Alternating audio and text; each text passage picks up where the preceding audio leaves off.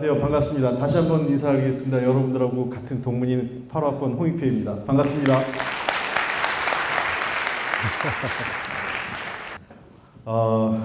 정말 우선 반갑고요.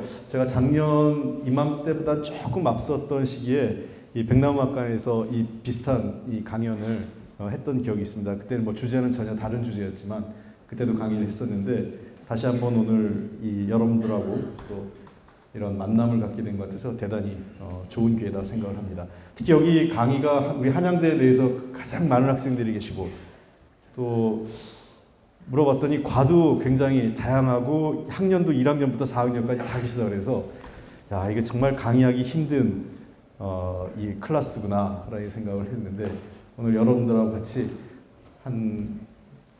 저에게 주어진 시간을 좀 활용해 보도록 하겠습니다. 우선 뭐 가급적 제가 한 50분, 1시간을 넘지 않는 범위 내에서 여러분들하고 좀 강연을 좀 드리고 그리고 나서 한 30분 정도는 여러분들한테 시간을 돌려드려서 여러분이 좀 질문을, 편안한 질문을, 어떤 질문이든 좋습니다. 제가 제 특별하게 아주 은밀한 사생활만 아니라면 대부분 다 말씀을 드리겠어요. 뭐 은밀한 사생활도 없지만 그래서 그걸 다 편하게 말씀을 드리도록 하겠습니다. 오늘 제가 이렇게 제목을 했는데 이 더 좋은 미래라는 거는 이게 제가 굉장히 좋아하는 말이에요. 이 표현을 어디서 제가 가져왔냐면 물론 제가 지금 우리 당내에 몇몇 우리 의원들 모임도 더 좋은 미래라는 모임을 하고 있어요. 그것도 제가 만든 이름입니다. 더 좋은 미래라는 걸. 이 더 좋은 미래라는 이름을 어디서 가져왔냐? 혹시 여러분 세대하고는 좀 다를 텐데 제가 대학교 들어왔을 때에는 홍콩 영화가 굉장히 인기 있었어요. 지금 한류가 중국 시장에 가듯이 그 당시에는 우리나라에 홍콩 영화가 물밀듯이 들어왔습니다. 그때 가장 유명했던 이제 홍콩 영화 제작사가 골든 하베스트사라고 그 만든 영화들이 되게 여러분 잘 아는 70년대에 소위 브루스리라고 해서 이성룡으로부터 이소룡부터 시작해가지고 성룡 막 이렇게 오다가 이제 어떤 영화였냐면 홍콩에서 유명한 소위 느와르 영화라고 하죠. 느와르 영화라는 건 이제 유럽에서 소위 깽을 소재로 해서 약간 좀 비극적 결말을 맺는 그런 영화의 한 장르에서 이 느와르 영화가 굉장히 인기 있었을 때 그때 홍콩 느와르 영화에 아주 인기가 있었던 영웅본색이라는 영화가 있었습니다. 서극 감독, 슈커 감독이고 지금은 뭐 나이가 들어서 여러분들은 나이든 그냥 약간 우스꽝스러운 중국 배우를 느낄지 모르겠는데 이제 주윤발 씨가 그때 주연했던 영웅본색이라는 영화가 있어서 그때 제가 어떻게 봤냐면 수업 시간이 대학교는 오전 수업하고 오후 수업에 한 2-3시간 빌 때가 있죠. 그때 수업을 땡땡이를 치고 제가 가서 본 건지 아니면 수업이 비어서 보러 갔는지 모르겠는데 그때 여기 한양극장이 있었어요. 후문에. 지금도 있나 모르겠습니다. 지금 없는 것 같더라고요. 없는 것 같은데 저기 뒤에 한양대학교 병원 후문 쪽에 가면 파출소 있잖아요. 그 옆 건물에 극장에 있어서 동시상영할 때 그 영화를 저는 우연히 봤습니다. 시간 때우기 하려고. 그 영화를 봤는데 너무 영화가 재밌어서 그 다음부터 홍콩 영화를 안 보던 제가 홍콩 영화를 그때부터 여러 편을 봤습니다. 근데 그 영화의 영문 제목이 한자 제목은 영웅본색으로 왔지만 영문 제목은 A Better Tomorrow라고 해서 더 나은 내일이었어요. 그 영화가 1편, 2편, 3편까지 나왔는데 특히 저는 흥행에서 실패했지만 영웅본색 3편이 아주 흥미롭게 봤습니다. 그거는 베트남 패망 시기, 그러니까 베트남이 남베트남, 그러니까 북베트남과 남베트남이 전쟁을 해서 남베트남이 망하면 북베트남으로 전쟁으로 흡수되는 시기에 중국 화교들이 탈출하는 내용이에요. 그러니까 거기서 굉장히 그러니까 세기말적 불안감이 드러나는데 이 영웅본색의 소재 자체가 그 주제의식이 도리어 제일 드러나는 게 3편이었습니다. 그러니까 어베럴 투마로, 그러니까 더 나은 내일이라는 것은 그때 홍콩의 반환이 이미 결정된 시기였습니다. 1984년에 홍콩이 영국령에서 100여 년 만에 이제 다시 중국으로 반환될 시기였어요. 여러분 기억나죠? 1997년에 홍콩이 반환되지 않습니까? 중국으로요. 영국령에 있다가 그 시기에 있었던 84년도에 영국과 중국이 합의를 합니다. 홍콩 반환에 대해서. 즉 그 19세기 당시 제국주의 시대에 중국이 아편 전쟁과 이런 여러 가지 그 아편 전쟁 이후에 그 제국주의 소위 그때 그 당시 제일 강대국이었던 영국의 위협에 눌려서 홍콩을 조차한 이후 100여 년이 지나서 홍콩을 반환받는 것을 합의한 겁니다. 1984년에. 그래서 홍콩 반환에 관련 기본 조약을 맺습니다. 80년대 중반에. 그리고 97년에 이제 반환이 이루어지는데 여러분 기억나실 거예요. 홍콩 반환 그때 하는 시점에서 밤새 이제 카운트다운 세고 그랬는데 그 얘기는 홍콩 사람들이 굉장히 불안했던 겁니다. 중국이 80년대 들어와서 개혁 개방하고 시장 경제를 수용하고 여러 가지로 사회 체제가 바뀌었지만 그때 홍콩 사람들의 분위기에서는 과연 우리의 미래는 어떻게 할 거냐. 기존에 우리가 영국령에 있던 홍콩이 사회주의 중국이라는 나라로 반환됐을 때 우리의 미래는 어떻게 될 건가 하는 불안감이 굉장히 작용했고 그렇게 해서 만들어진 영화가 사실은 약간 세기말적 분위기의 영웅본색이라는 영화였고 그 제목이 A Better Tomorrow, 더 나은 내일. 그러니까 항상 사람들은 자꾸 내일을 꿈꾸는데 그 내일이라는 것은 한편으로는 불확실하고 또 한편으로는 걱정도 되고 그러니까 희망과 걱정, 불확실성 이런 것들이 교차하는 게 사실은 미래죠. 여기 계신 분도 있지만 우리가 이렇게 했지만 내일 일이 어떻게 될지는 아무도 모르는 일이기 때문에 항상 이 내일에 대해서 우리는 궁금합니다. 그래서 우리가 궁금하니까 뭐 합니까? 점 보러 가죠. 그래서 그 역사 동서고금을 막론하고 이런 소위 점성술, 소위 해서 미래를 예측하는 사업은 망하지 않고 계속 이루어지는 겁니다. 왜냐하면 인간이 어느 시대나 어떤 사람이나 미래에 대한 알고 싶어하는 욕구가 있기 때문에 미래를 알 수 있다면 굉장히 재밌겠죠. 만약에 여기 분이 얼마 전에 내년도 코리안 시리즈 우승팀이 누군지를 알고 있다면 어떻겠습니까? 더 쉽게 얘기해서 다음 주 로또 복권의 당첨번호를 알고 있다면 어떻게 되겠어요? 그러니까 그런 것들이 이제 미래에 대한 우리의 욕구인데 이런 거죠. 사회과학에서 100% 미래를 완벽할 수는 없습니다. 결국 미래라는 것은 불확실성에 대해서 불확실성을 최소화하는. 그러니까 정부나 정치권 또는 책임 있는 어떤 사회 각 기관이 할 수 있는 미래에 대해서 할 수 있는 역할은 뭐냐면 불확실성을 줄여나가는 겁니다. 불확실성을 줄여나갔을 때 여기 모든 사회 구성원들, 거기에는 개인도 있고 또 기업도 있을 거고 여러 가지 사회단체 있을 수 있고 그런 불확실성을 최소한 속에서 그거에 맞게 자기의 행동을 규정하고 그게 맞춰가는 거죠. 그래서 여러분들 교육부에서 여러분들 대학 입시 제도 같은 경우는 최소한 몇 년 전에 만들어서 그런 제도 그 제도가 몇 년부터 언제까지 규정하고 이렇게 하지 않습니까? 내년도 시험을 규정을 올해 규정하고 그러진 않죠. 그러니까 최소한 이 학생들이 대비해서 그 시험을 볼 수 있는 기간을 예측 가능한 걸 주는 겁니다. 그래서 경제학자들이 가장 싫어하는 게 불확실성이에요. 그래서 그리고 늘 좋아하는 게 예측 가능성을 늘 좋아하는데 오늘 여러분들하고 한번 이렇게 우리가 같이 더 좋은 내일이 어떤 것인지 한번 살펴보도록 하겠습니다. 최근에 우리 사회에서 이런 많이 들었을 거예요. 정규직과 비정규직. 저는 영화를 좋아해서 영화 얘기를 중간중간에 많이 섞을 텐데 최근에 나온 영화를 하나 제가 홍보를 해주면 또 카트란 영화 혹시 보신 분 있어요? 카트란 영화는 지난번 이랜드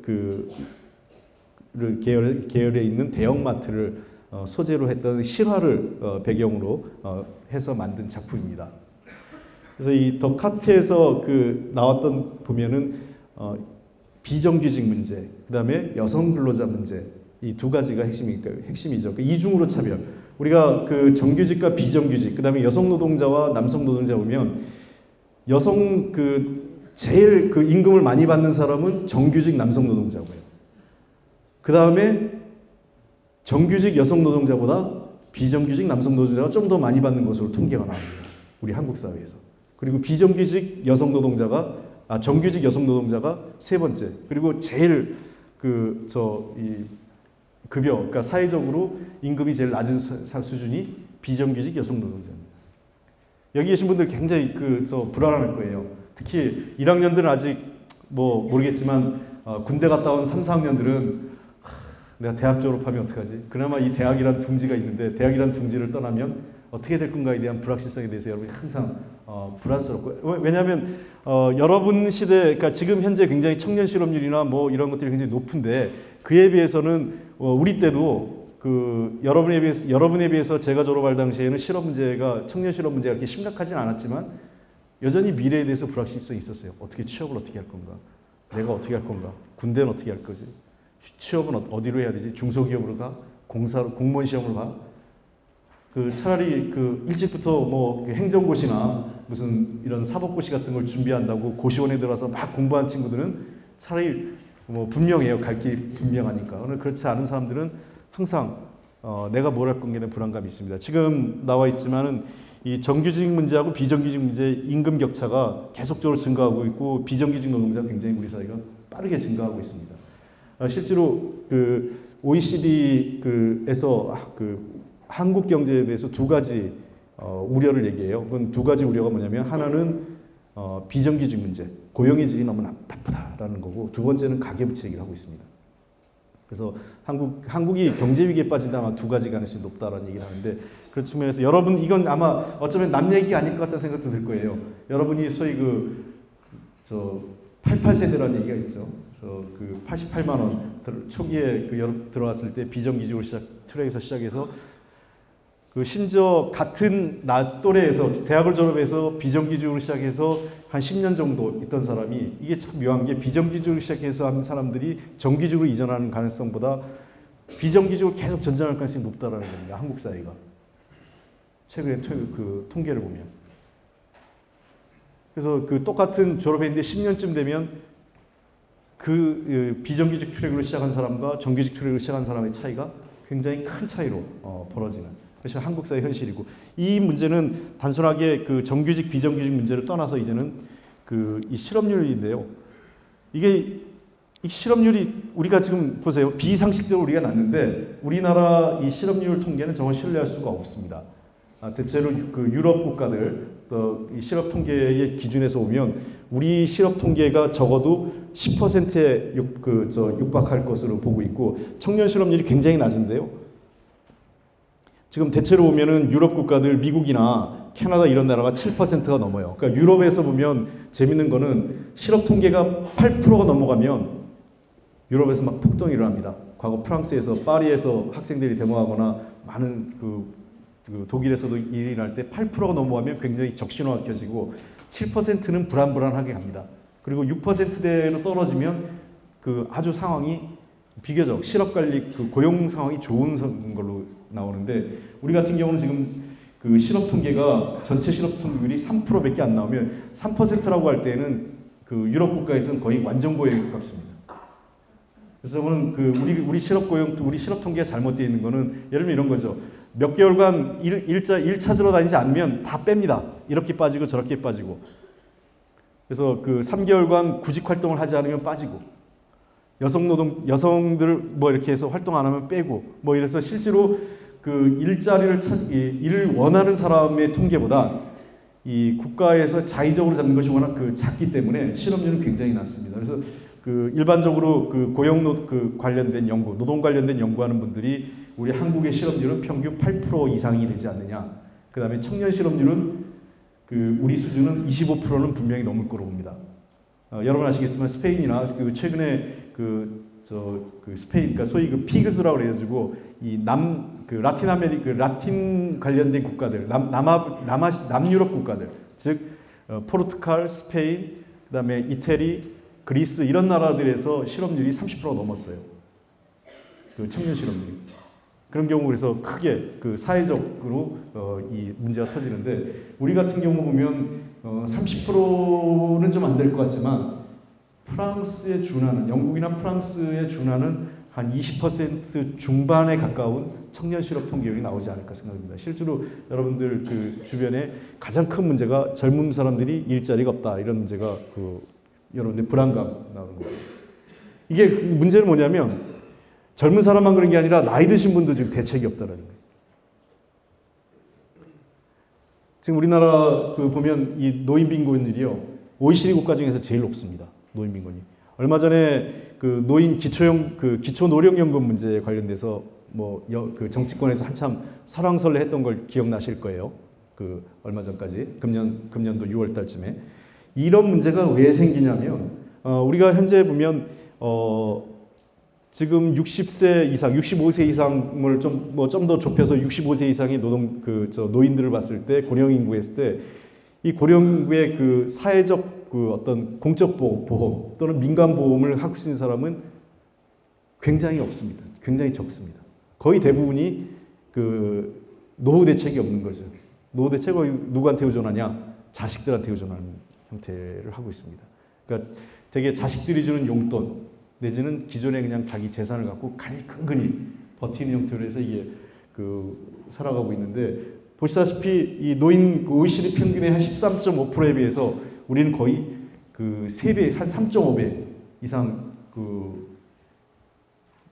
OECD 국가 노인 빈곤율이 굉장히 높은 나라입니다. 그래서 제일 높은 나라서 이 노인분들의 문제가 심각하다는 것이죠. 그래서 이분들에 대해서 우리가 대책을 만들어야 되는데, 돈이 없죠. 우리가 젊은 사람들 취업할 기회도 없고, 이 나이 드신 분들 노인 보험하는 문제도 어렵다는 측면에서,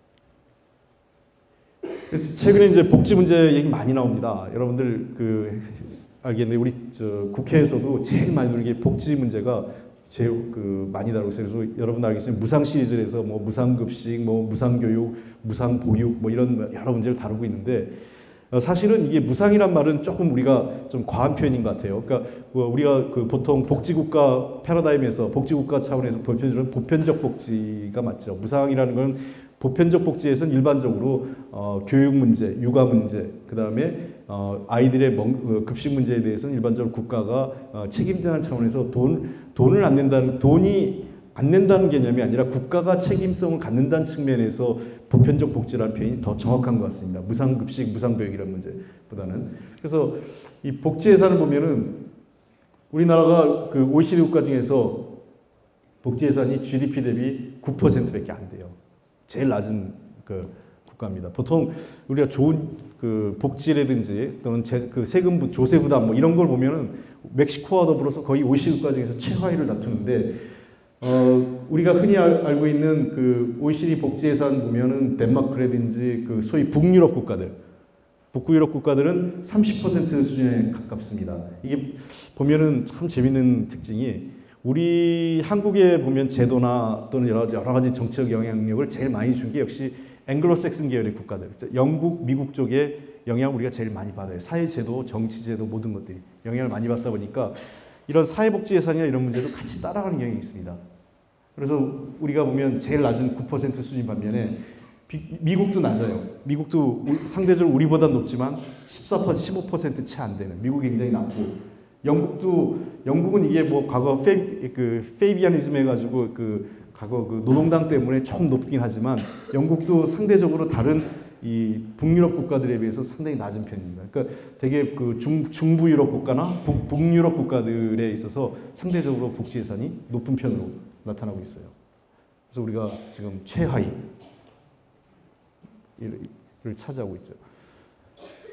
근데 이게 결국 이제 세금 문제를 따지는데, 우리가 이 조세 부담, 그러니까 OECD 국가 중에서 조세 부담이 굉장히 낮습니다. 한국 같은 경우가. 즉 보면 역시 복지를 하려면 돈이 필요합니다. 그래서 이제 최근에 정치권에서 증세냐 감세냐 이런 얘기를 하는데, 사실 우리는 지금 증세냐 감세냐 이렇게 얘기할 만한 수준도 되지가 않아요. 우리는 굉장히 낮은 편입니다. 지난 이 노무현 정부 시절에 상당히 우리가 증세 부담률을 좀 높였어요. 그래가지고 그 당시엔 21%까지 올라왔었습니다. 노무현 정부에. 그래서 노무현 정부 시절에 조세 부담률 수준을 계속 유지했다면 증세 추세를 갔으면 현재 우리가 조세 부담률은 한 24%쯤 갔을 거예요. 대략 추정이. 24%면은 우리가 한 저쪽 아일랜드라든지 조수준, 그러니까 아일랜드나 캐나다, 포르투갈, 이 정도 수준에서의 조세 부담률을 우리가 갔을 텐데, 이명박 정부 때 소위 법인세를 인하하면서 연간 한 20조 정도에 달하는 법인세를 인하하면서 그 당시에는 19% 이하로 떨어졌어요. 조세 부담률이. 그러다가 박근혜 정부 들어와서 계속 다시 이명박 정부 후반과 박근혜 정부 들어와서 다시 그 조세 부담률을 조금씩 올리면서 지금 현재 20%를 조금 상회하는데 여전히 그 지난 참여정부 2007년도 당시에 21%보다는 못 미치는 수준입니다. 그러니까 돈이 없는 거예요. 뭐 그 말은 맞습니다. 뭐 다들 얘기하는 좀 그 복지는 공짜가 아니고요. 여러분들 아시면 복지국가가 왜 그 중요한 과제로 등장하냐면 제가 평화 문제를 같이 나중에 뒤에도 얘기하겠지만 복지국가를 하게 된 건 전쟁 때문에 그랬습니다. 전쟁 때문에 복지국가의 필요성이 유럽에서 생긴 겁니다. 즉, 그 1차 세계대전을 겪고 나서 전쟁으로 인해서 많은 사람이 가장을 잃은 거예요. 많은 사람들이 가장을 잃고, 그 다음에, 그러니까 이제 남편이 죽거나, 아버지가 죽거나, 그리고 또 이 전쟁에서 상처를 입고 와서 정상적으로 일을 못하는 사람.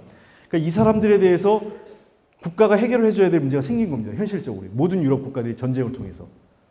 그래서 그 복지에 제일 먼저 시작된 게 이제 그 영국에서부터 복지가 시작된 거예요. 복지 문제가. 그래서 이게 사실은 복지가 우리나라에서 좌파냐 우파냐 그러는데 이게 좌파 우파 얘기가 아니에요. 복지는 도리어 그 사회 이 시장 경제, 자본주의 시장 경제 체제 내에서 자본주의 시장 경제 체제를 유지하기 위해서 국가가 끌어낸 그 당시에 담론이 복지 논쟁이었던 겁니다. 그러니까 이게 진보냐 보수냐 이런 논쟁을 한 게 아니라 다만 복지의 문제를 국가의 영역에서 할 거냐 아니면 사회 시장 그 어떤 시장 영역으로 넘길 거냐 하는 문제를 갖고는 다툼이 있어요. 그러니까 복지를 늘려야 된다는 거에 대해서는 유럽에서 되게 이견이 없었습니다. 전쟁을 겪고 나서. 왜냐하면 이 복지 문제로 국가가 책임져 주지 않으면 그 당시에 사회적으로 유지할 수가 없는 상황이기 때문이죠. 그래서 굉장히 심각한 복지 문제가 있었던 거예요. 그래서 조세 부담률. 그러니까 우리 같은 경우도 지금 왜 이런 조세 부담률이 갑자기 복지 문제가 생기겠어요? 이게 불확실하기 때문에 그런 겁니다. 젊은 사람들은 옛날에는 대학교를 졸업하면 내가 어느 수준까지 갈 수 있다는 게 예측이 됐어요. 그러니까 다 불확실해진 겁니다. 그러니까 젊은 사람들은 대학을 졸업해도 내가 취업을 할 수 있을까에 대한 불확실성.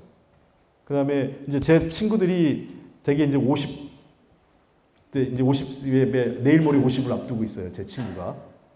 그러니까 40대 후반인데, 이제 그 일반적으로 대기업에 취업했다 하더라도 이 사람들이 은퇴해야 될 시기가, 소위 얘기해서 잘린다고 표현하죠. 잘린다. 스스로 나가거나 아니면 강제로 나가거나 어쨌든 자발적이든 강제적이든 회사를 그만둬야 될 시점이 52세 안팎입니다. 그러니까 이제 제 친구 기준으로 보면 앞으로 2, 3년밖에 안 남은 거예요. 근데 2, 3년 후에 나갔을 때 대책이 없어요.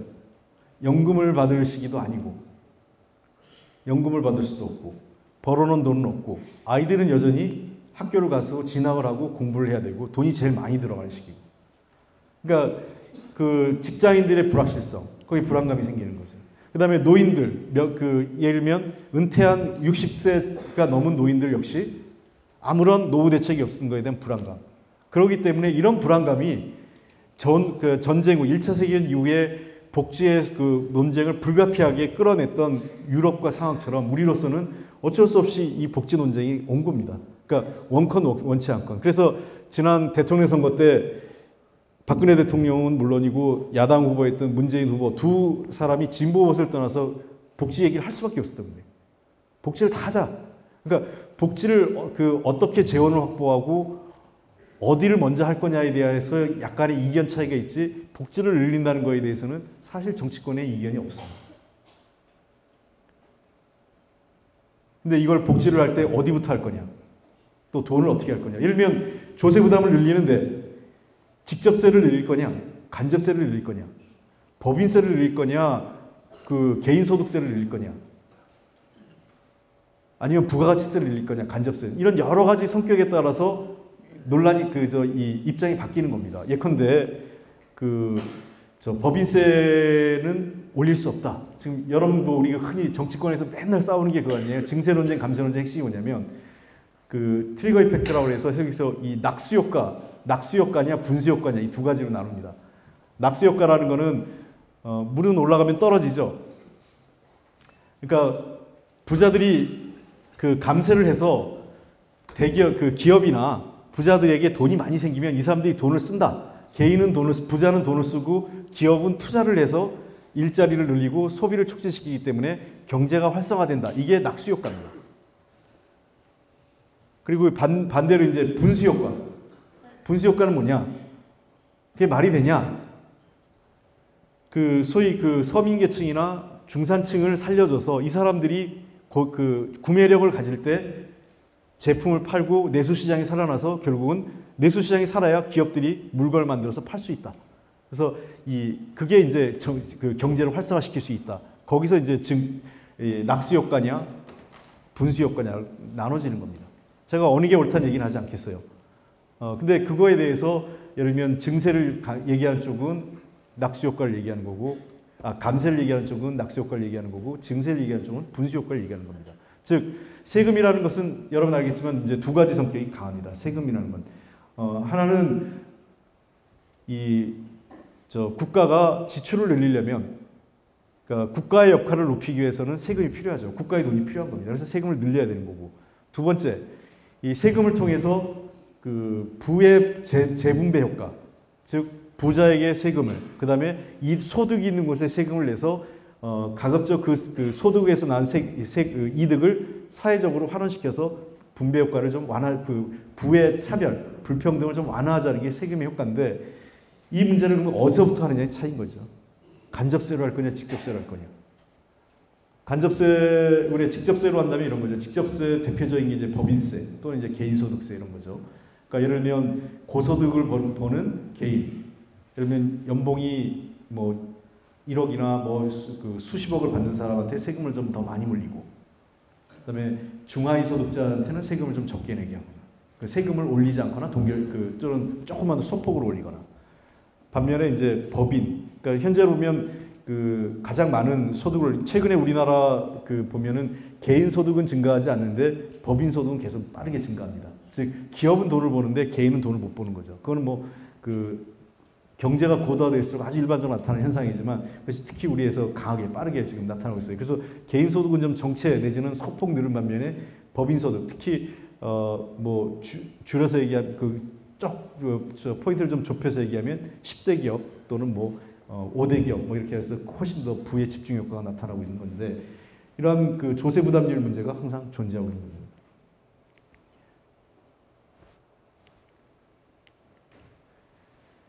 제가 이제 꼭 드리고 싶은 건데, 이게 그러다 보니까 이게 출산율이 굉장히 문제가 돼요.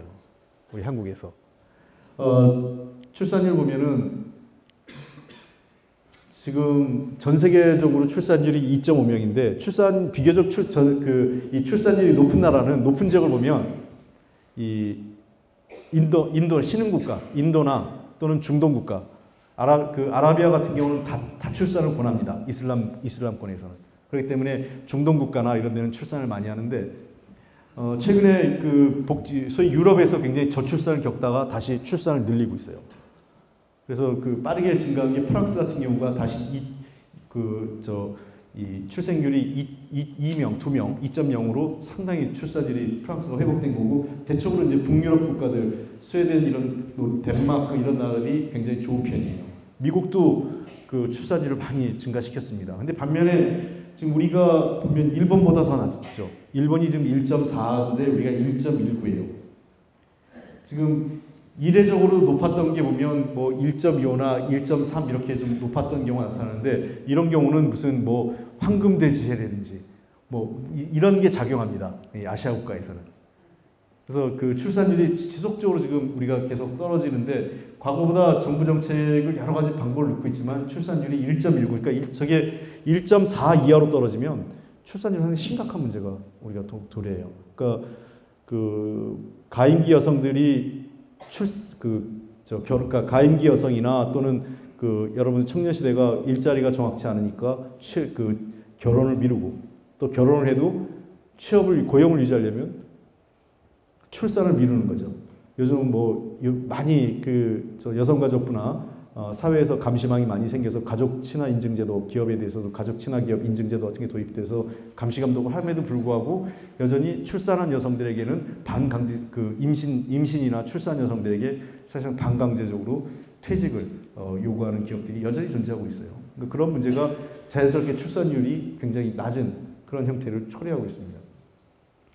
이게 그래서 보면 우리 여기 여성분들이 보면 요즘 거의 반반이에요. 학교도 보면 우리 때 보면 제가 학교 다닐 때 제 밑으로 저희 과에 2년 동안 여학생이 안 들어온 적이 있었어요. 근데 지금은 뭐 어디 가나 여학생이 반반 되죠. 지금도 이 자리에 제가 언뜻 봐도 여학생 비율이 아무리 안 돼도 제가 언뜻 봐도 한 40%는 될 것 같아요.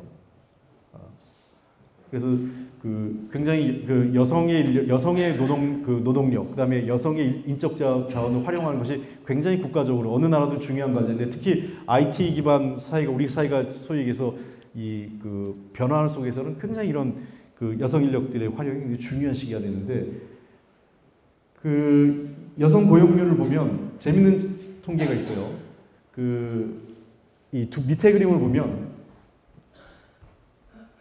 한 30세까지는 남녀 간에 별로 고용의 차이가 없습니다. 고용률의 차이가 없는데 30세를 넘어가면서 여성들이 뚝 떨어져요. 그러니까 즉 이게 뭐냐면 우리나라 여성 출산율이 굉장히 고령 출산율이 높아지기 때문에 그러니까 아이를 하나 낳는 데까지는 그래도 억지로 버티고 회사를 다닙니다.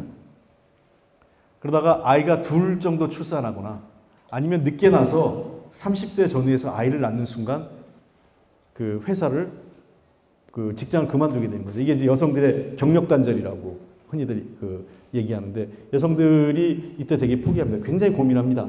여성들이 직장들을 그만둘 때 제 집사람도 지금 일을 하고 있지만 여성들이 일을 포기하는 몇 가지 과정이 있어요. 하나는 결혼 시기, 두 번째는 출산 시기, 그리고 세 번째는 이 아이가 초등학교를 들어가는 전후한 시기.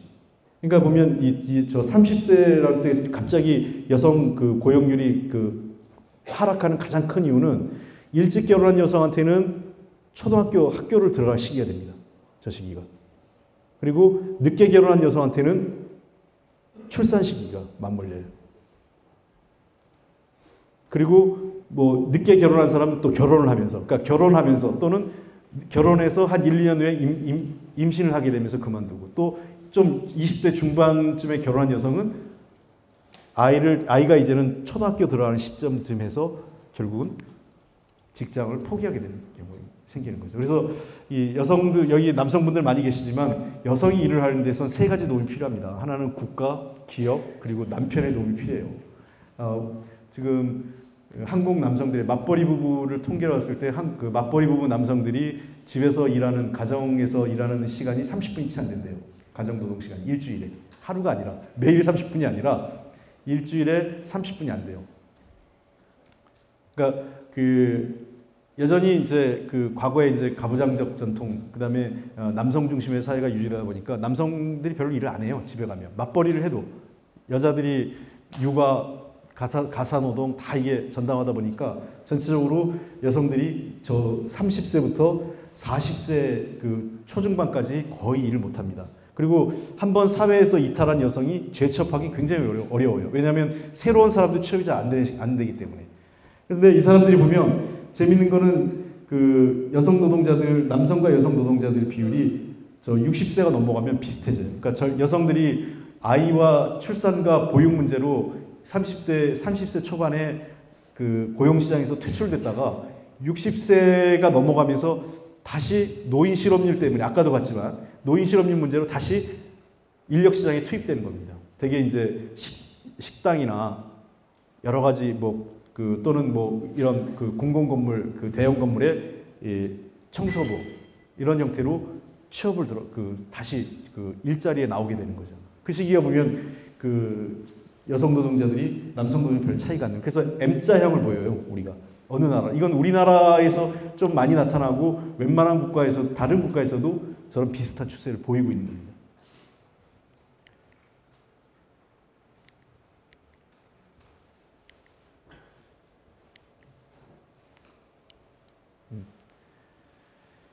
이게 쭉 나타나지만은 비정규직 비율이 그러다 보니까 늘어나게 되죠. 이 비정규직 비율이 늘어나게 되고 임금 수준도 차이가 납니다. 그래서 여성들이 이 시기에는 30대부터 한 그 50대까지는 되게 비정규직에 많이 진출하다 보니까 남성하고 임금 격차가 크게 나. 아까 얘기했지만 우리나라에서 비정규직, 정규직, 여성 노동자, 남성 노동자 비율을 봤을 때 제일 평균적으로 임금을 많이 받는 건 정규직 남성, 그 다음은 비정규직 남성, 그 다음에 정규직 여성, 비정규직 여성 이런 거죠. 그러니까 그 가장 여성 노동자가 가장 약한, 취약한 한국 사회에서 위치를 차지하고 있다라고 할 수 있어요.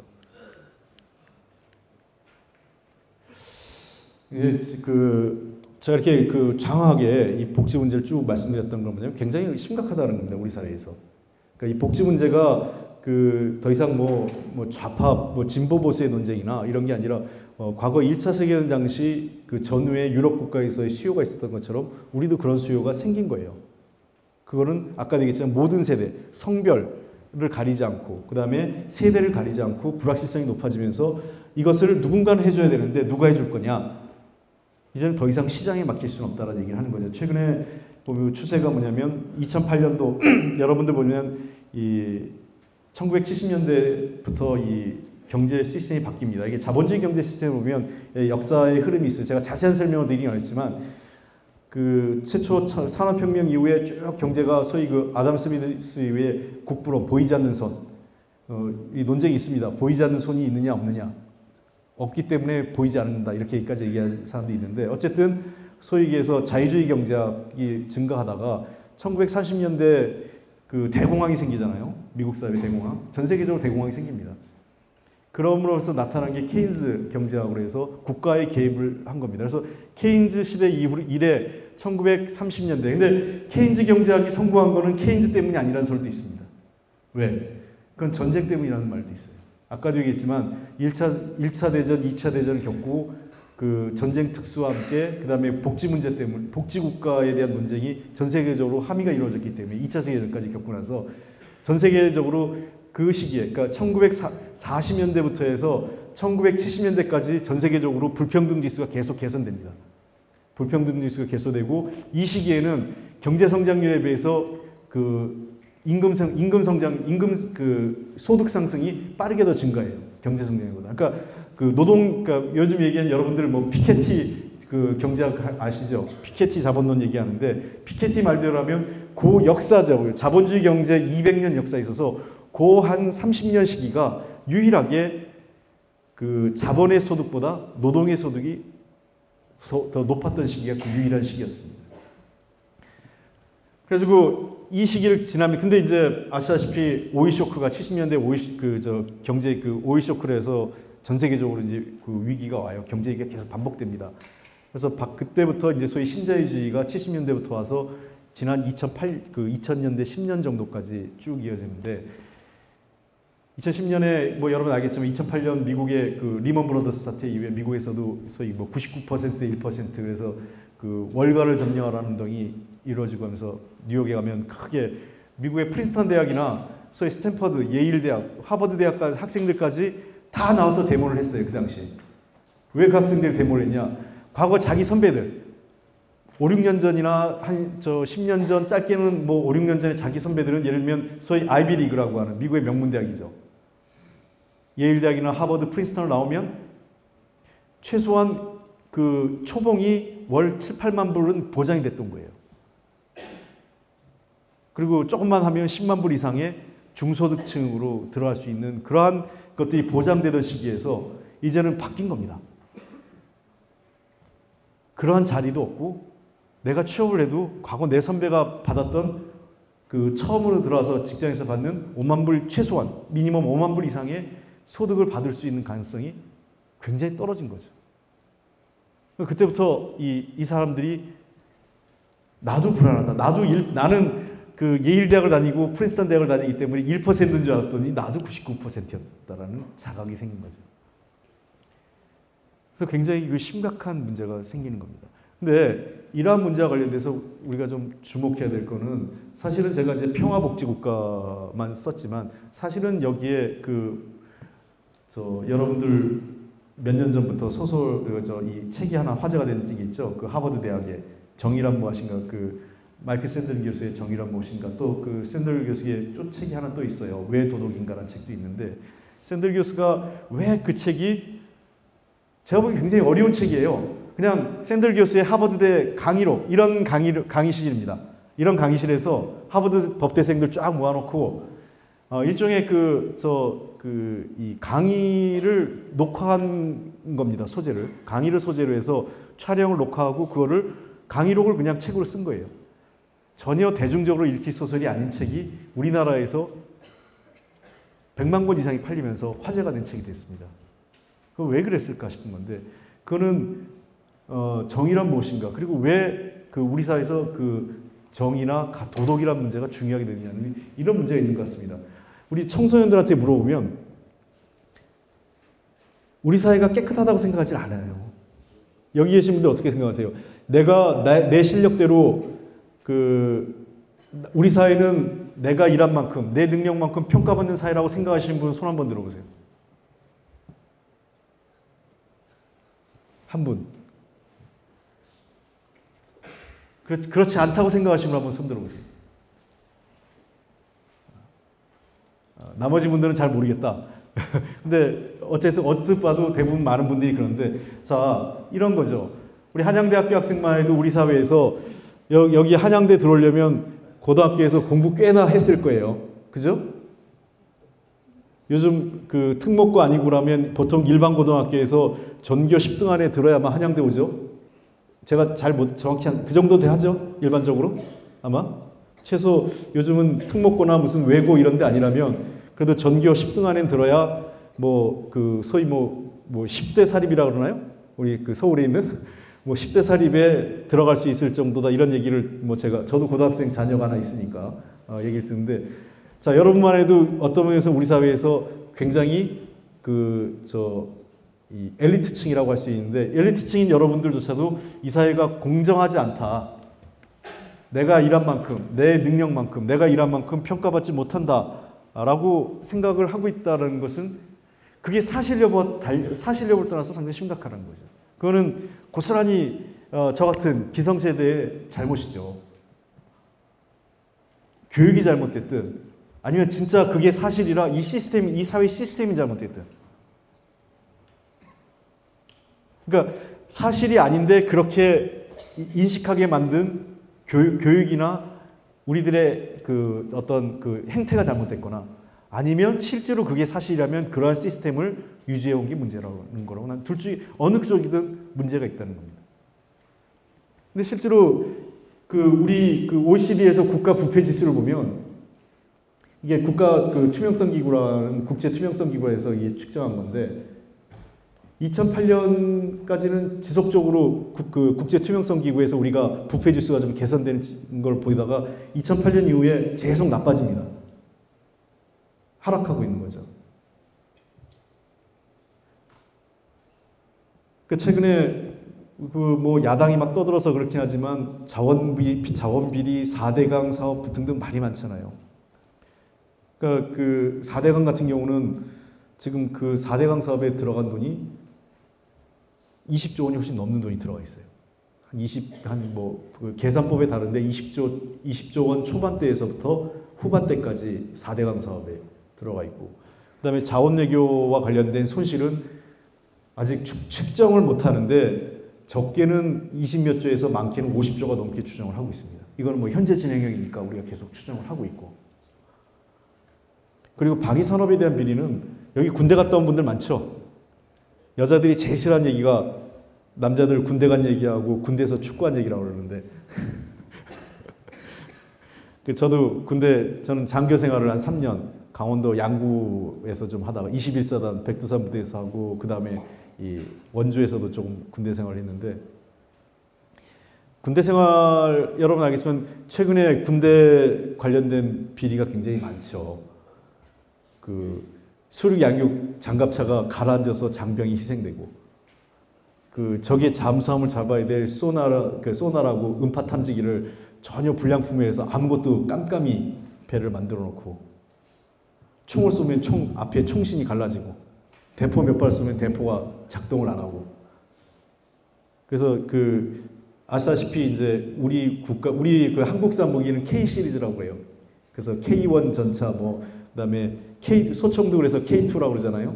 그래서 K 시리즈는 거의 불량품으로 우리가 그 KS 인증이 아니라 불량품 시리즈처럼 농담삼아 하는 얘기했는데 굉장히 아니 전쟁에 우리 젊은 장병들을 전쟁터에 내보내는데 전쟁터에 나갈 장병들한테 불량품을 안겨준다.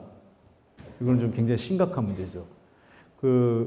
과거 방위산업 이 전두환 노태우 정부 시절에 이제 방위산업 비리가 굉장히 큰 비리가 있었습니다. 소위 얘기해서 율곡 비리라는 게 있어 수십조 원대 그때는 이제 몇조 원대의 비리가 있었는데 그에 비해서는 방위사업청이라는 게 생기면서 이명박 정부 때 생겼어요. 방위사업청이. 방위사업청 생기면서 많이 투명해진 건 사실이지만 그러니까 큰 비리는 안 생긴 대신에 소소하게 부실 불량 그러니까 이 수준 미달의 납품을 받는 이런 비리가 확산된 겁니다. 이 방위산업 쪽에. 이건 심각한 겁니다. 다른 분야도 아니고 그러니까 우리가 흔히 얘기해서 그 먹는 것, 그다음에 특히 아이들과 관련된 용품, 그리고 이런 이 방위산업과 관련된 거에서의 부실 불량 이거는 국가의 근간을 흔드는 겁니다. 이게 굉장히 심각한 문제예요. 부패지. 그래서 우리가 왜 한국 사회가 다른 나라에서와 달리 샌들 교수의 정의란 무엇인가에 대해서 열광했을까에 대한 거죠. 그리고 지난 4.16 여러분 알지만 이 세월호 참사 있었지 않습니까? 세월호 참사라는 걸 많이 여러분 느꼈을 때 생각은 우리 주변에 다 알고 있었던 일이에요. 새로운 일이 없습니다. 늘 그래왔었고 여러분이 다 아는 비리였고 우리가 다 알고 있는 어쩌면 상당수의 기득권 기성세대는 저를 포함한 기성세대는 그러한 문제가 있는 것을 인지했고 또 그런 구조에 아주 익숙해져 있고 또 편승해 왔던 사람들이 많아요. 그래서 세월호 참사 이후에 진짜 대한민국이 바뀌자 그때 뭐라고 그랬습니까? 대한민국은 4.16 세월호 참사 이전과 이후가 바뀌어야 된다. 우리 모두가 죄인이다. 이런 얘기를 했는데 세월호 참사 이후에 대한민국이 바뀌었습니까? 안 바뀐 것 같아요. 그리고 우리 모두가 죄인이다 라고 하는 얘기는 거꾸로 얘기하면 아무도 죄인이 아니라는 얘기입니다. 결국은 세월호 문제도 그렇게 넘어가고 이제 진짜 세월호는 세월 따라 잊혀집니다. 그러다가 이제 몇 년 후에 또 이런 비슷한 사건이 터지면 그때 세월호 때 바꾸자 그랬는데 왜 안 바꿨냐 또 떠들 거예요. 어쩌면 여러분들이 지금 제 나이쯤 됐을 때 그런 일이 벌어질 수 있을 겁니다. 그럼 그때 여러분들은 그럴지도 모르죠. 어쩌면 여러분들도 그 시점 됐을 때 굉장히 그런 세월호와 같은 반복된 사건에 익숙한 그런 구조에 살고 있었던 이 사람이 됐을 수도 있다는 겁니다. 그것이 어떤 의미에서는 우리 사회가 정의란 무엇인가에 대해서 열광했던, 정의롭지 않다고 생각하니까, 공정하지 않다고 생각하니까 그러한 문제에 대해서 훨씬 더 젊은 분들이 희망을 좀 보였는데 잘 안 됐다고 생각합니다. 물론 아까도 얘기했지만 미래에 대한 불확실성은 항상 이 어떤 불안감과 희망이 같이 있기 때문에 여러분이 꼭 비관적으로 볼 필요는 없다고 저는 생각을 합니다. 제가 이걸 꼭 보여주신 건 이제 우리나라가 이제 군사비 지출 문제인데 군사비가 우리가 불가피하게 많이 군사비를 지출할 수밖에 없는 구조가 있습니다. 우리는 세계 유일의 지금 분단 국가이고요. 또 모든 군사 전문가들이 얘기하는 것처럼 가장 많은 전 세계에서 전쟁이 제일 가장 일어날 곳이 어디냐고 물으면 이스라엘을 중심으로 한 중동 지역과 남북한이 대치하는 한반도 지역입니다. 특히나 이 중동에서의 대치하고 중동 국가들의 무기 수준하고는 남북한을 중심으로 한 이 동북아 지역의 군사력의 밀집은 비교 대상이 아닙니다. 여기는 사실상 중국과 러시아, 미국은 핵을 보유한 국가이고 북한은 우리가 인정하진 않지만 이미 몇 차례 핵실험을 해서 사실상 핵을 보유한 나라나 마찬가지고 한국과 일본은 마음만 먹으면 언제든지 핵을 보유할 수 있는 능력을 갖고 있는 나라입니다. 그러니까 마음만 먹으면 언제든지 여기서 핵전쟁이 일어날 수 있는 거고 그리고 언제든지 군사를 할 수 있는 고도의 무기가 밀집되어 있습니다. 역사를 좀 거슬러 보면요. 지금이 올해가 2014년이잖아요. 동양 사람들은 60년 단위로 역사를 쪼개봅니다. 서양 사람들은 100년 단위, 1세기, 단위로 보고요. 왜 60년, 그러니까 아시아에서는 60년 단위냐? 이게 이제 우리가 환갑 중요하죠. 61갑자라고 하면 1갑자가 60년입니다. 내가 태어나서 그 똑같은 갑자가 돌아오는 게 61년째, 만 60년이 됐을 때입니다. 그래서 그 61년이 지나면, 만 60년이 지나면 그 내가 태어난 갑자가 똑같은, 내가 김인년생이면 김인년이 61년이 지나면 돌아오는 거예요. 그래서 이 동양에서는 이 60년, 60갑자, 1갑자, 60년을 굉장히 중요한 카운팅을 합니다. 반면에 이제 그 서양은 십진법이라 10년 단위에서 100년, 1세기, 세기를 굉장히 하고요. 그래서 근데 우리가 이제 서양 교육을 기본적으로 서양식 교육을 익숙하다 보니까 몇 세기 우리가 역사학을 서양 역사를 공부할 때 세계사 배울 때 몇 세기 이렇게 배우죠. 자, 딱 100년 전에 무슨 일이 있었어요? 유럽에서 딱 100년 전에 1차 세계대전이 있었습니다. 1914년. 그리고 그 아시아적 그 우리 조상들이 좋아했던 그 갑자로 해서 이갑자전 120년 전에 뭐가 있었는 줄 아세요? 120년 전에 이 한반도에서 청일전쟁이 있었습니다.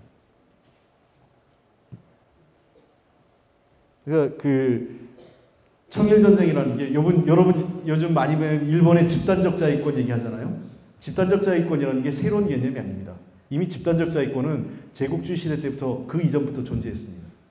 근데 소위 그 메테르니에서 근대 그 외교가 형성되면서부터 이미 집단적 자위권이 생겼어요. 그게 동맹 시스템입니다. 1차 세계대전이 왜 일어났지 아세요? 오스트리아 청년이 이 세르비아 청년이 오스트리아 황태자를 부부를 저격하면서 오스트리아하고 세르비아가 전쟁을 하니까 오스트리아의 후견인 프로이센이 붙고 세르비아의 후견인 러시아 공국이 전쟁에 붙으면서 영국, 프랑스까지 다 붙는 큰 전쟁이 벌어진 겁니다. 그 다음에 당시 이쪽 이 프로이센, 오스트리아, 그 다음에 그 오스만 투르크까지 이게 한 편이 되고 반면에 이제 이 프로이센을 견제하고자 했던 그 러시아, 프랑스, 영국이 한 편이 돼서 전쟁을 한 겁니다. 그리고 이 한반도에서 전쟁을 한 게 1894년에 갑오경쟁이 있었던 해인데 그때 뭐가 있었습니까? 동학혁명이 있었죠. 동학혁명이라니까 이 조선 왕조는 동학혁명을 제어할 수 있는 능력이 없었어요. 동학혁명을 제어할 능력이 없으니까 그 청나라에 요청을 합니다. 청나라에 요청을 해서 군대를 요청하니까 일본군이 청나라가 들어오니까 일본군도 조선에 들어오게 됩니다. 왜 들어왔는지 아세요? 국제조약에 의해서 들어옵니다. 그게 1884년에 갑신정변하고 나서 1885년에 텐진조약을 맺습니다. 청나라와 일본 간에. 그때 뭐라고 하냐면 조선의 한 일국의 군대가 청나라와 일본이 합의하면 일방이 들어가면 쌍방은 자동 개입하게 합니다. 그게 이제 집단적 자위권이죠. 그러니까 그 조선의 문제에 청나라가 파병을 하면 일본은 자동 개입할 수 있었던 거예요. 텐진조약으로. 그래서 그 당시에 동학군을 조선 왕조가 청나라 왕실에 부탁해서 청나라 군대를 요청하니까 청나라 군대가 들어오니까 일본군은 자동 개입하게 된 겁니다. 그리고 그 전쟁이 하자마자 그 동학군을 진압하자마자 그대로 그 청일 전쟁으로 확대돼 버립니다. 일본은 준비를 하고 온 거죠. 청일 전쟁. 지금 제가 걱정스러워하는 건 이제 아시아 국가들이 동북아 국가들이 거의 전쟁을 하려고 하는 나라인데 이 군사비 주식이 없습니다. 보면 미국 세계 1등이에요. 미국은 아시아 사실은 뭐 태평양 건너지만 그 이 여러 가지 밀집도로 보면 동북아시아 국가로 봐도 과언이 아니죠. 중국이 2등, 러시아 3등, 일본이 한 7등 정도 되죠. 일본이 저기 있고 한국도 만만치가 않습니다. 10번째 순위로 지금 존재하고 있습니다. 그러니까 아시아 이 국가들, 북한 같은 경우는 절대 규모는 작죠. 절대 규모는 작지만 상당히 많은 예산에서의 비중을 투입하고 있고, 그럼 비상식적으로 투입하고 있으니까 북한을 빼놓더라도 미국, 중국, 러시아, 일본, 한국이 전 세계에서 군사비를 가장 많이 지출하는 탑 10 안에 다 들어가 있는 겁니다.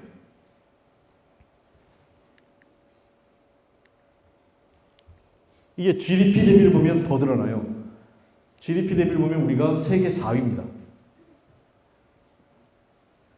그 사우디 같은 경우가 그 1등으로 내 있고 미국, 러시아, 미국, 그다음에 한국입니다. 제가 이게 왜 얘기하면 지금 우리가 내년도에도 우리 군사비가 매년 지난해까 금년도까지 한 35조 이상 들어갔고요. 전체 국가 예산의 10% 정도. 그다음에 GDP의 한 2.9%, 2.8% 정도인데 내년에 한 37, 8조쯤 들어갑니다. 국방비를. 지금 우리가 그 아까도 얘기했지만은 세원을 마음대로 늘릴 수도 없고 재원도 적은 형편에서 우리가 할 수 있는 방법은 결국은 그 남북관계 개선이나 이 동북아 지역에서의 평화 레진, 평화 체제를 만들어서 그러니까 남북한은 물론이고 중국이나 일본, 러시아 등을 포함한 미국을 포함한 이런 평화적인 그 이 안보 협정 체제, 평화 협정 체제를 평화 체제를 만들어가지 않는다면 우리가 복지 국가로 나갈 수 있는 재원이 없어요. 대개 유럽의 복지 국가들의 평균 이 군사비 지출률이 적은 나라는 1% 미만이고 평균 봐도 1.5%에서 2% 미만입니다. 그러니까 만약 그 기준을 적용한다면 내년도 우리가 37조를 국방비를 기준으로 보면 적어도 10조 가까운 돈, 그 7조 이상에서 10조 가까운 돈을 그 복지 예산으로 돌릴 수 있다는 거죠. 우리가 이 남북 간의 군사적 긴장이 해소되고 그다음에 주변 국가들하고 일본이나 중국 모두가 사실상 이 지금과 같은 군비 경쟁이 아니라 새로운 그 평화 체제로서 전환만 할 수 있다면 상당한 재원을 확보할 수 있다는 겁니다. 여러분들 반값 등록금 여기 많이 반값 등록금 좀 학교에서 굉장히 고민이 많습니다. 학교 재정이 어려워서. 근데 반값 등록금 한다고 할 때 국가 재정이 1조 원만 좀 정도 있으면 충분히 해결이 돼요. 다 해결될 수 있는데 지금 아까 얘기한 7조에서 10조 원 가량의 재원이 확보될 수 있다면 여러분들 한 2조 원 정도만 투입하면 지금보다 청년 일자리는 상당히 많이 늘어날 겁니다.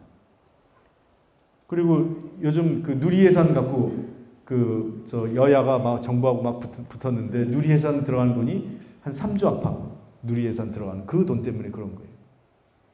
그러니까 지금 그 복지 예산을 제가 보면 아주 핫하게 그 정치권에서 계속 여야가 대립하고 또 국민들한테 논란이 많은 예산들을 좀 우선순위를 보면 아까 얘기한 그 보육과 관련된 누리 예산, 그다음에 여러분들 청년 실업 해소 예산, 그리고 그러니까 누리 예산 한 3조, 그다음에 청년 실업이 한 2조, 그리고 반값 등록금 하는데 한 1조에서 1조 5천억.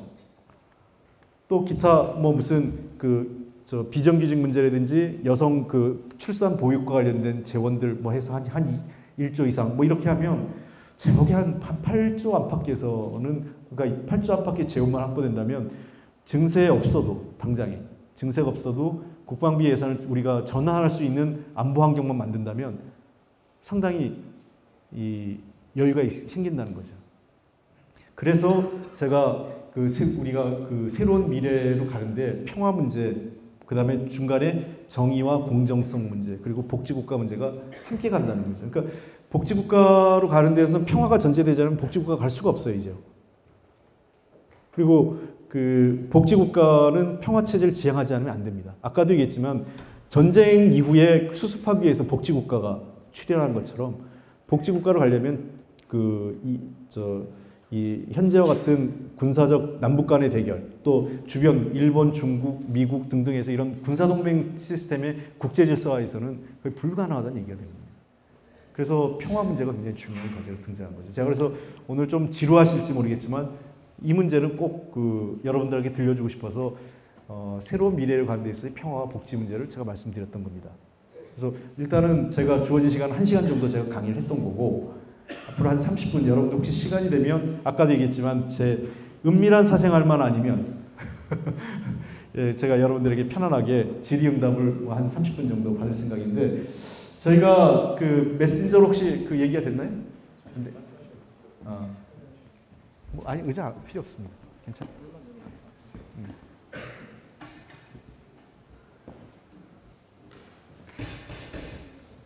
지금 뭐 여기 많아서 제가 마이크로 돌릴 수도 없고 그렇다고 쪽지를 받을 수도 없어서 여러분 스마트폰이 있으니까 지금 메신저로 이렇게 보내주시면 지금 바로 제가 질문을 받을 수 있는데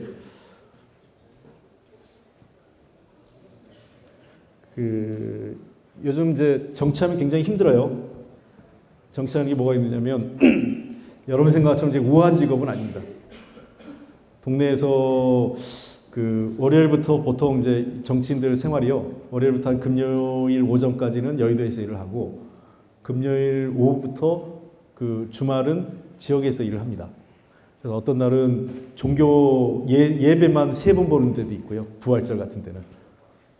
그리고 저 아침 7시부터 해서 뭐 지역의 주말에 7시부터 해서 지역 뭐 이렇게 쭉 체육 각종 생활체육단체라든지 무슨 단체 행사 일하고 하면 인사하면 오후 한 6, 7시 주말에도 그 정도 끝나요. 쭉 인사하고 다니면. 그래서 그 사생활이 없어요. 그게 제일 힘듭니다. 이제 가족들하고 보낼 수 있는 시간이 제가 이렇게 꼽아보면 집에서 우리 이 아내하고 가족들하고 식사할 수 있는 시간이 잘 한 번쯤 나온다면 일요일 오후 한 4시이고 그 외에는 전혀 시간이 안 나요. 사실상 월요일부터 토요일 중간에는. 그리고 서울 의원, 수도권 의원하고 이 지방 의원들하고 좀 차이가 있는데 지방 의원들 같은 경우는 월요일부터 금요일 오전까지 있고 금요일 오전 되면 딱 이제 내려가요. 그러니까 이제 이 단절돼 있죠. 지역하고 그 시기에는.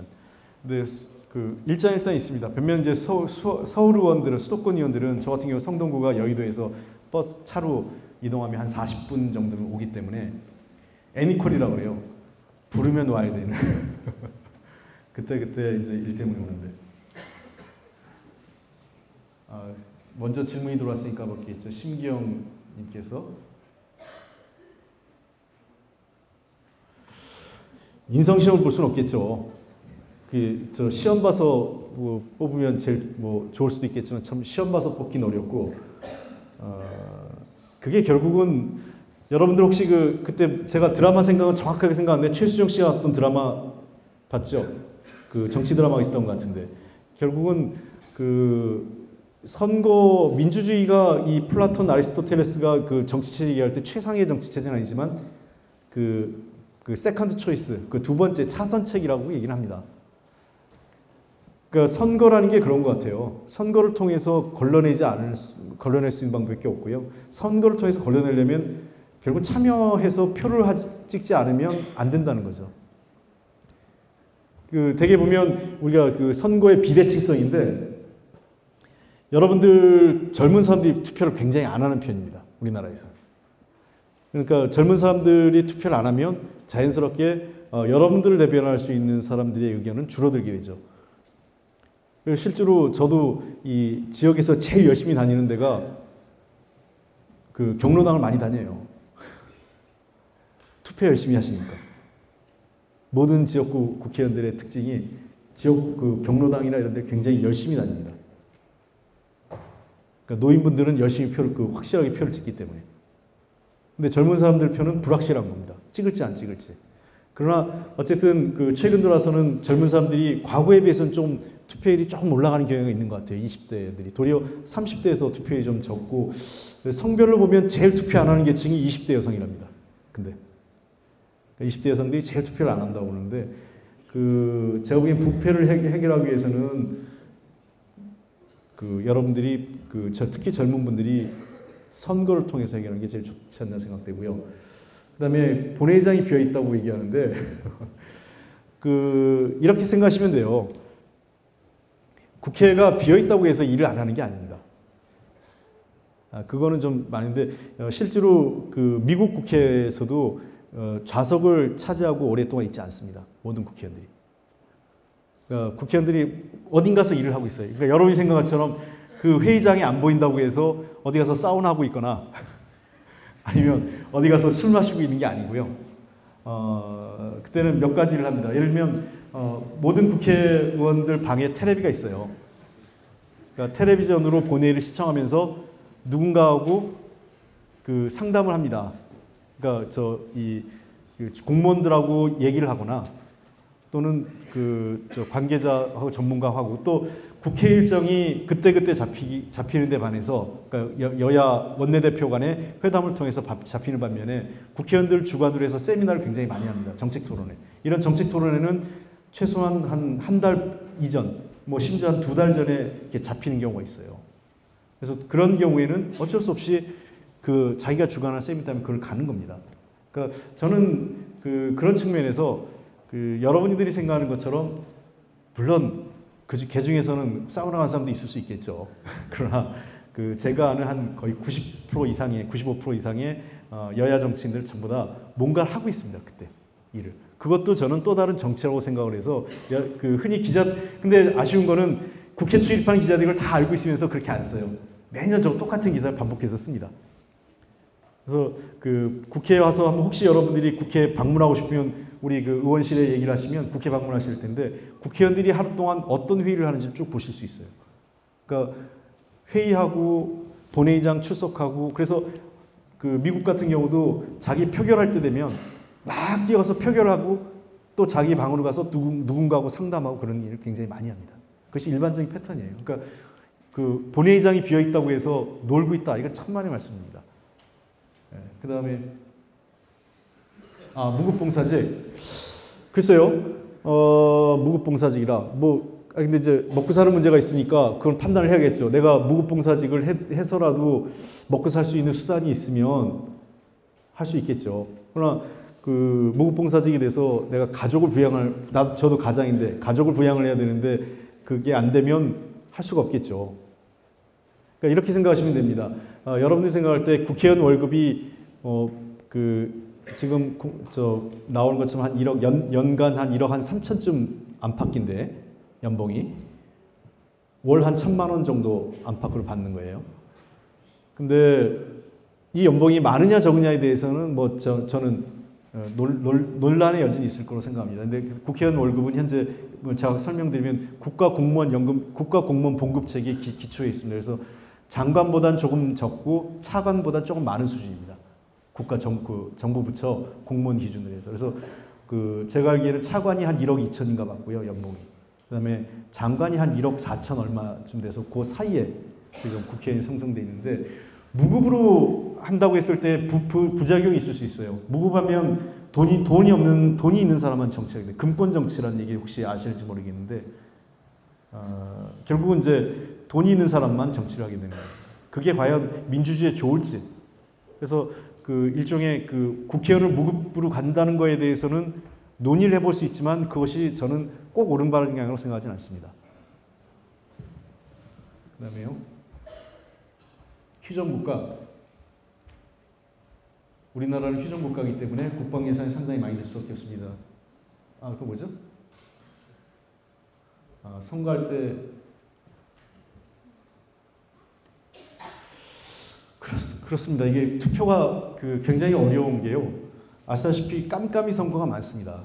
근데 이게 재밌는 여론조사를 한번 해볼게요.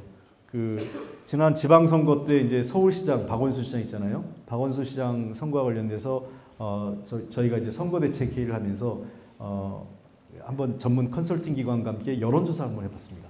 그래서 여론조사를 해서 공직 후보를 찍을 때 어떤 순으로 찍습니까? 그래서 기준을 세웠어요. 정당, 정책, 인물. 그랬더니 어떤 게 1등 했을 것 같아요? 여론조사면. 정책이 1등입니다. 그리고 2등이 인물, 그 다음에 3등이 정당이에요. 일반 여론조사를 했더니. 근데 이건 뭐냐? 우리 국민들이 사실은 좀 묘한 건 여론조사를 하면 자기 속마음을 자기의 그걸 얘기하는 게 아니라 정답을 얘기합니다. 그냥. 그거는 누가 얘기해도 정책을 찍어야지 하는데 FGI 조사라는 게 있어요. FGI 조사를 이제 포커싱해서 심층 면접 조사, 우리 흔히 얘기하면 심층 면접 조사라고 하는데 FGI 조사를 해서 한 100여 명을 딱 모아놓고 면접 조사를 합니다. 당신은 어떻게 찍었습니까? 하면 정당 보고 찍죠. 반대로 나옵니다. 심층 면접 조사하면 정당이 1번, 2번이 인물, 3번이 정책입니다.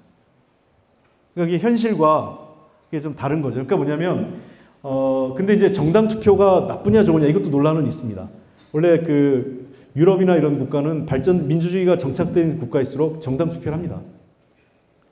그러니까 왜냐하면 정당이 제시하는 정책이 있기 때문에 나는 이 정당의 정책, 예를 들면 이 정당이 어떤 지역이나 어떤 계층, 어떤 세대를 대변하느냐에 대해서 그걸 자기가 정강 정책을 내놓기 때문에 그걸 보고 나는 그냥 무조건 이 당에서 나온 후보는 누구든 간에 이 당을 찍어 이런 얘기를 하는 게 유럽에서 훨씬 더 정당 투표를 하고 있어요. 그러니까 정책 투표냐 인물 투표냐 정당 투표냐 이게 어느 게 꼭 좋은 거냐 나쁜 거냐 얘기할 수는 없지만 근데 우리 같은 경우는 정당 투표의 가장 결정 요인이 그런 정책보다는 그러니까 사실 정당 투표에는 정책 투표가 포함되어 있는 건데 우리 같은 경우는 지역구도가 포함되어 있다는 게 제일 문제겠죠. 그러니까 지역에 의한 구도가 갈려지는 게. 그 다음에 어떤 거죠? 국방 예산하고 그 다음에 이수진 씨 답변을 내가 할게요. 국방 예산. 네. 그렇죠. 저도 아까 얘기했지만 국방 예산을 단기간에 줄 수 없는데 제가 얘기하는 건 그런 방향으로 나가야 된다는 겁니다. 정책이. 근데 안보 담론과 평화 담론을 좀 분리해서 얘기하면 자꾸 이제 안보 쪽을 강화하게 되면 불가피하게 국방 예산을 늘릴 수밖에 없죠. 그러니까 우리가 이 확고한 안보 태세, 그러니까 상대에 대한 억지력을 많이 얘기합니다. 이게 이제 이 국제 정치학에서의 두 가지 이론인데 현실주의적 입장, 현실주의적 정치와 이상주의적 자유주의적 정치로 이 두 가지를 구분합니다. 어느 게 정답이라고 얘기하는지 저도 말씀드리지 않겠지만, 그러나 우리한테는 억지력이라면 상대방한테는 열쇠로 느껴지는 거죠, 자기가. 그러니까 이 억지력의 덫에 빠지는 겁니다. 끊임없이 내가 억지력을 가져야 평화가 유지된다고 하면 그게 세력균형론인데 세력균형론은 결국은 내가 접촉보다 조금이라도 우위에 있어야 세력균형이 된다고 생각하는 거예요. 그러니까 똑같은 힘을 가졌다고 생각할 때 세력균형을 얘기하지 않습니다. 제가 여러분들 말씀드린 건 우리가 정책의 방향이 지금 당장 국방 예산을 줄일 수는 없지만 국방 예산 우리가 이런 남북한 내 긴장 완화하고 이 동아시아 지역에서의 평화 쪽으로서의 정책 방향을 그걸 주도하는 것과 군사동맹 중심으로 정책의 방향을 트는 거하고는 다르다는 것을 해서 우리가 그런 어떤 정책의 선택에 우리가 달려있다는 거죠. 여러분이 선거 때 국회의원 선거라든지 또는 특히 대통령 선거 때 외교안보 담론이 중요하게 나오는데 그때 어떠한 외교안보 정책을 선택할 것인가가 굉장히 중요하다는 걸 말씀드리는 겁니다. 그리고 아까 국회의원 당선한 데서 뭔 일을 했을지 잘 모르겠지만 그 전에 저도 여러 비슷하게 저는 그때 연구소에 있었어요. 국책연구기관에서 그냥 연구소에서 보고서도 쓰고 그리고 대학교 나가서 강의도 하고 그렇게 하고 있었습니다. 그런 상황에서 갑자기 이제 출마를 하게 돼서 아마 떨어졌으면 이제 그때 직장은 사표 쓰고 나왔으니까 떨어졌으면 어떻게 됐을까 이렇게 생각을 해봅니다만 떨어졌으면 일단은 뭐 어떻게 해서 대학교에서 강의는 좀 하고 할 것 같고요. 그때도 겸임교수로 있었으니까 강의를 하고 있었으니까 그래서 강의는 좀 하고 공부하고 또 아니면 또 계속 정치 쪽에서 있으면서 있었고 좀 불확실하네요. 근데 어쨌든 저는 그렇습니다. 그러니까 정치도 생활이고요. 가급적 정치인들이 생활인으로서의 경험을 해보는 건 중요하다고 생각합니다. 정치하기 이전에 그냥 바로 정치권에 오는 것보다 저도 여러분하고 비슷한 세대를 겪어서 월급 봉투 받아서 가족들하고 하루하루 어떤 때는 뭐 돈이 좀 여유가 있으니 외식도 하고 여행도 좀 다니고 또 빚 상환 저도 지금 부채가 있는데 이 부채 상환에 대해서 집사람하고 고민도 좀 하고 뭐 이런 평범한 샐러리맨 생활을 했고 그런 걸 했었을 가능성이 높지 않을까 생각을 합니다만 모르겠습니다. 그리고 방탄국회 쪽지 예산 4대강 자원행위를 아까 좀 얘기했으니까 좀 지나가고 방탄국회로 한번 가볼까요? 방탄국회 쪽지 예산. 방탄국회 쪽지 예산, 우선 방탄국회 얘기하는데요. 여러분들이 이제 많이 실망을 하실 거예요. 국회의원들이 불체포 특권, 그러니까 불체포 특권은 의정활동을 위해서 저는 필요하다고 생각합니다. 왜 필요하냐면 이제 불체포 특권이 좀 역사를 좀 거슬러 올라갈 필요가 있어요. 과거 결국은 의정활동을 하면서 이 정부의 어떤 활동에 대해서 특히 이제 과거 권위주의 정권 시절 또는 이런 최근 들어와서 민주화가 진전되면서 상대적으로 효용 가치가 좀 떨어지긴 했지만 과거 권위주의 정권 시절에서는 굉장히 이 어떤 정부에 대해서 비판하거나 정부의 어떤 은밀한 내용을 폭로하는 과정에 있어서 불체포 특권이 굉장히 중요한 역할을 한 건 사실입니다. 그러니까 지금도 저는 일정하게 유용하다고 생각하는데 이제 문제가 되는 거는 개인 비리를 했는데 불체포한다고 생각하는데 그거는 우리가 법에 대해서 좀 이해를 좀 해주셨으면 좋겠어요. 제가 굳이 얘기하면 사실 우리가 이제 구속 불구속 문제에 대해서 좀 다른 기준을 갖고 있는데 우리나라 지금 법이 사법부에서 하는 건 뭐냐면 구속의 기준은 뭐냐면 도주 우려와 증거인멸의 우려입니다. 그러니까 도주하거나 증거인멸이 없으면 불구속 수사가 원칙이라는 거죠. 상식적으로. 근데 구속하면 좀 더 벌 주는 느낌을 주는 사회적 분위기가 있습니다. 저는 그거는 좀 잘못됐다고 봐요. 그건 검찰 사법기관의 이 법 집행의 그 재량권 남용이라고 생각합니다. 그래서 기본적으로 불구속 수사가 우리가 좀 확대돼야 될 필요가 있어요. 그러니까 그 국회의원들이 도주하겠습니까 어디? 그리고 불구속 수사한다고 해서 나중에 재판을 해서 실형을 받으면 3년 실형을 받으면 다 실형 삽니다.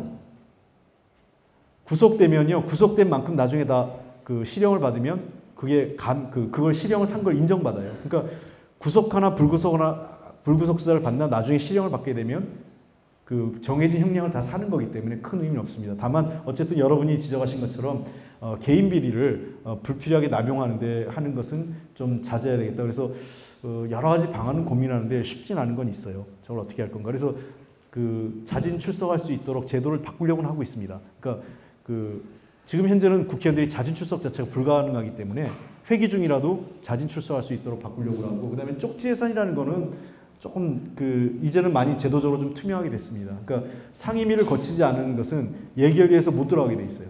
그러니까 상임위에서 공식적으로 논의된 예산만 다루게 돼 있습니다. 그래서 과거에 비해서 많이 좀 정리는 됐지만 여전히 좀 힘 있는 사람, 또 국회의원들이 이런저런 발품을 팔아서 예산을 넣는 거에 대해서 이걸 쪽지 예산이라고 봐야 될지, 아니면 뭐 사실은 지역구에서 그런 요구는 있습니다. 항상 그게 개인이 무슨 착복하는 건 아니고 쪽지 예산이라고 해서 국회의원이 자기 호주머니에 돈 넣는 거 아니에요. 예를 들면 다리를 놔야 되는데 이거를 어느 지역에 놓을 거냐, 뭐 이런 선택의 폭이 있지만 가급적 쪽지 예산 문제는 최근 들어와서 작년에 비해서는 금년도에 많이 개선된 건 사실입니다.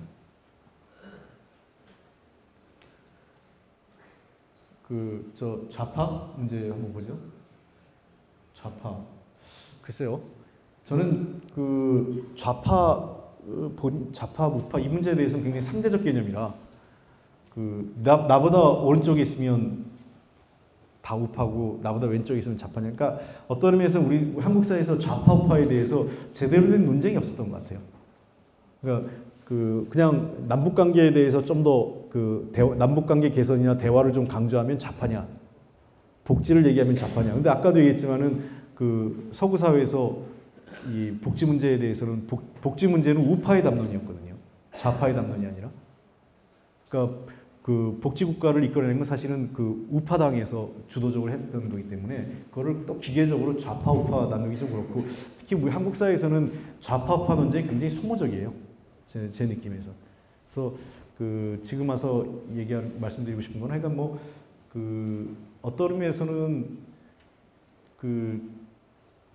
경제 정책이나 이런 거에 대해서 좌파 우파를 이렇게 하는 것보다는 어떤 담론을 갖고 좀 구체적으로 논쟁하는 게 좀 됐으면 좋겠다, 이런 생각을 좀 갖고 있습니다. 그래서 저보고 굳이 좌파라고 얘기하면 저는 부인하진 않겠지만, 그렇다고 그렇게 제가 좌파다 이렇게 또 내세울 만한 경력을 가지고 있는 건 아니기 때문에 그거에 대해서 그 정도로 저는 얘기를 할게요. 한양대학교 학생들을 위한 정책, 이게 이제 청년들을 위한 문제인데요. 어쨌든 잘은 안 됐지만 지난 총선과 대선 때 우리가 반값 등록금, 우리가 집권을 못해서 반값 등록금 실현이 안 됐는데 반값 등록금 얘기는 했었고, 그리고 어쨌든 최근에 우리 한양대에서는 저 이사장님이나 총장님께서 굉장히 열심히 노력하고 계신 거는 지방 학생들을 위한 기숙사 건립 문제는 굉장히 애를 많이 쓰시고 계시고, 저도 노력을 하고 있고요. 사실 좀 아쉽게 됐지만 어쨌든 여러분들 기업들의 이제 한양대 학생들의 인턴십 문제 같은 경우는 고민을 저도 한 적은 있습니다. 그래서 그런 여러분들 결국은 여러분들이 제일 고민하고 있는 건 하나는 등록금 문제일 거고 그 학비와 여기 생활비 부담이 좀 많이 되는 거죠. 그래서 가급적 이 기숙사를 좀 확충하는 문제가 하나 있고, 두 번째는 청년 실업 문제 해소하는 건데, 아까도 얘기했지만 결국은 좀 재원이 필요한 것 같아요. 그래서 청년 실업과 관련된 다양한 프로그램을 좀 준비하고 있습니다. 짧게만 얘기할게요. 시간 관계상. 얘기 또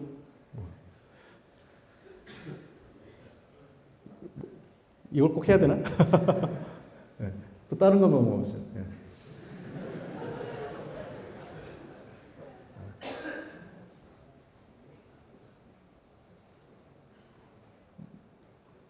포퓰리즘 문제, 선거전 비해서. 글쎄요, 포퓰리즘이라고 여러분이 단정하기는 좀 어려울 것 같아요. 이런 거죠. 의도적으로 허위로 인지하고 한 거하고 실현되지 않은 건 좀 다른 거라고 좀 생각을 합니다. 그래서 실제로 이제 최근 들어서 좀 남발하는 건 사실이지만은 저도 이제 선거 때 대선 때 정책을 준비하고 그랬지만 그렇게 비현실적으로 준비하지 않습니다. 굉장히 예산이나 이런 것 같은 거를 굉장히 꼼꼼하게 따져보고 그러니까 제가 굉장히 좋아하는 표현이 이제 feasible이라는데 실현 가능한 정책들에 대해서 상당히 고민합니다. 그러니까 하나 얘기할게요. 지금 좀 오해가 있는 게 신혼부부 무상공급이라고 얘기하는데 이거는 실현 가능한 정책이에요. 이게 실현 불가능. 우리가 예산이라는 걸 다 따져봤습니다. 큰 돈이 들지 않고, 그다음에 기존의 예산 범위 내에서 무상공급이라기보다는 신혼부부에 대해서 우선적으로 주택을 공급하는 겁니다. 그리고 현재 굉장히 금리가 낮은 상태이기 때문에 국가가 임대주택을 좀 지어서 임대주택에 신혼부부에 대해서 우선적으로 입주권을 주겠다는 거고, 충분히 그 금리 이상으로 들어가서 이 일정한 보증금하고 임대료 내야 되죠. 임대료 다 내는 거기 때문에 무상 공급은 아니에요. 공짜로 주는 건 아닙니다. 그러나 다른 거에 비해서 상대적으로 비용이 적게 든다는 건 분명한 거죠. 그래서 신혼부부한테 주택을 무상으로 준다는 걸 우선적으로 공급한다는 거는 저희가 충분하게 현재 공공주택 공급하는 예산 범위를 검토해서 나온 정책이라는 것은 분명합니다. 그러니까 단순히 포퓰리즘으로 나온 것은 아닙니다.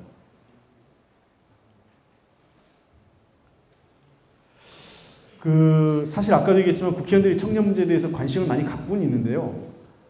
대화할 파트너가 별로 없어요. 문제는.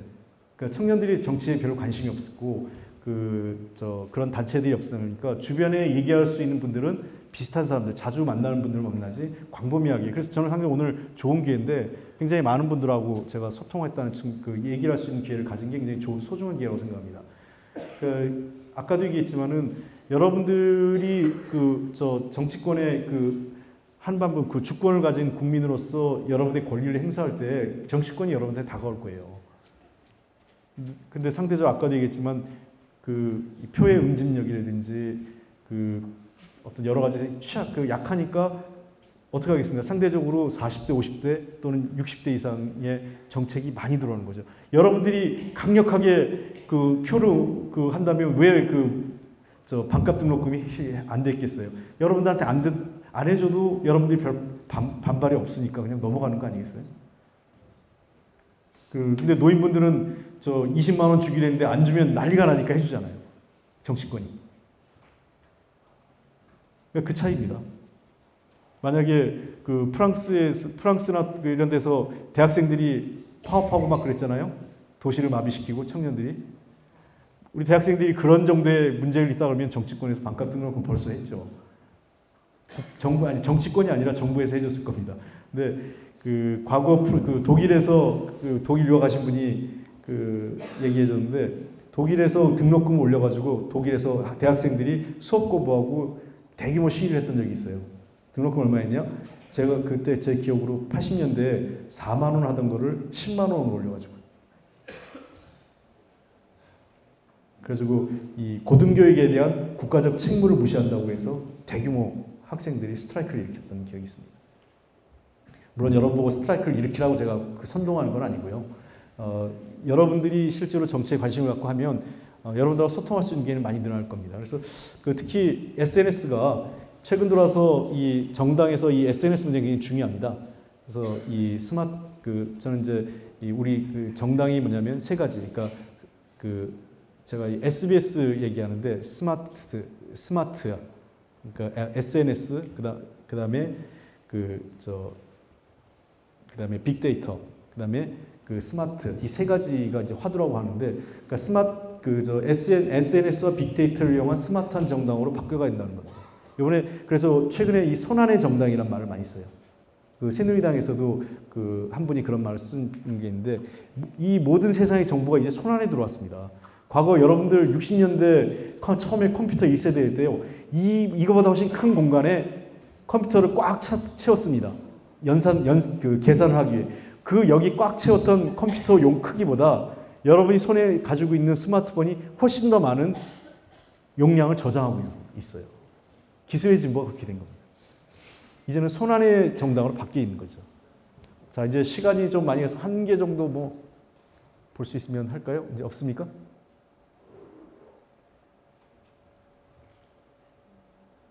네, 그 정도 이 시간이 이제 딱 제가 원래 계획했던 한 4시 반 정도 계획을 했는데 얼추 맞춘 것 같습니다. 글쎄, 저는 아까도 얘기했지만은 더 좋은 미래로 가는 것은 누가 이 길을 알려주는 것도 아니고요, 길이 보이는 것도 아닙니다. 제가 마지막으로 꼭 드리고 이제 서산대사의 시인데, 서산대사의 시고 백범김구 선생이 굉장히 좋아했던 답설 야중거라는 게 있어요. 눈 덮인 들판길을 걸어가는 건데, 그러니까 그냥 제가 이렇게 해석을 해주면, 눈 덮인 들판길을 걸어갈 때 어지럽게 걷지 말라고 합니다. 오늘 여러분이 걷는 길은 후세에 이정표가 되기 때문에, 이런 얘기를 서산대사 시의 내용입니다.